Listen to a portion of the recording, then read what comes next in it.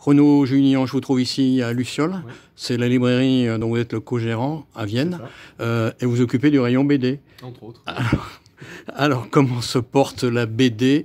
D'après les chiffres français, Oui. c'est en croissance exponentielle. Alors, Voilà, et chez vous en librairie, comment ça se passe? Voilà, les chiffres sont bons au niveau, on va dire, au niveau national, ils sont bons aussi chez nous.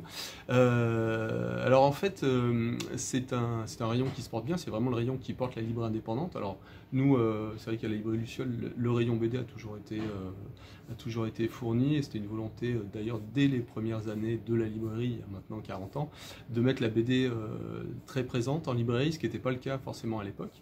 Alors effectivement, c'est un rayon qui porte la librairie en général. Après, si on regarde un peu plus en détail, c'est aussi un petit peu en trompe-l'œil. C'est surtout, alors bien sûr, le rayon manga qui explose complètement, un petit peu les comics.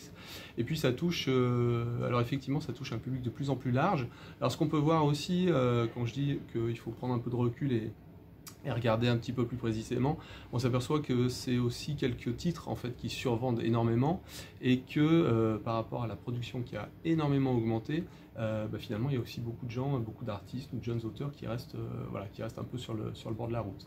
Et ça, alors il y a des échos bien sûr avec l'actualité, notamment on en a beaucoup parlé à Angoulême, avec ces conditions de travail, de création qui sont difficiles pour les jeunes éditeurs et auteurs. Et auteurs, bien sûr, auteurs avant tout, qui cherchent un moyen d'être rémunérés à la hauteur de leur art et de leurs ambitions.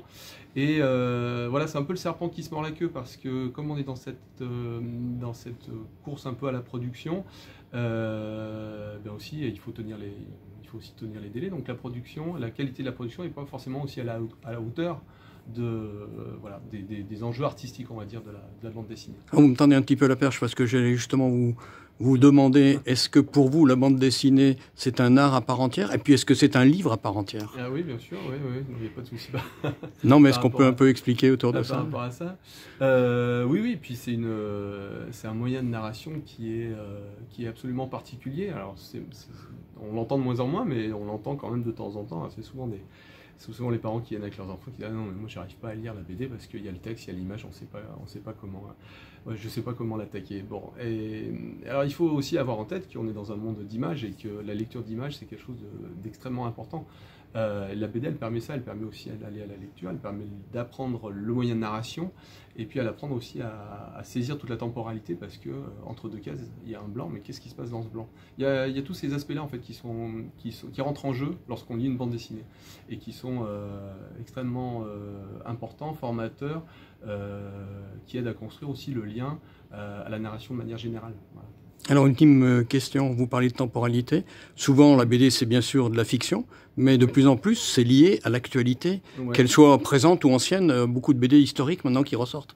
Oui, puis pas que ça. Enfin, je pense à la revue dessinée, par exemple.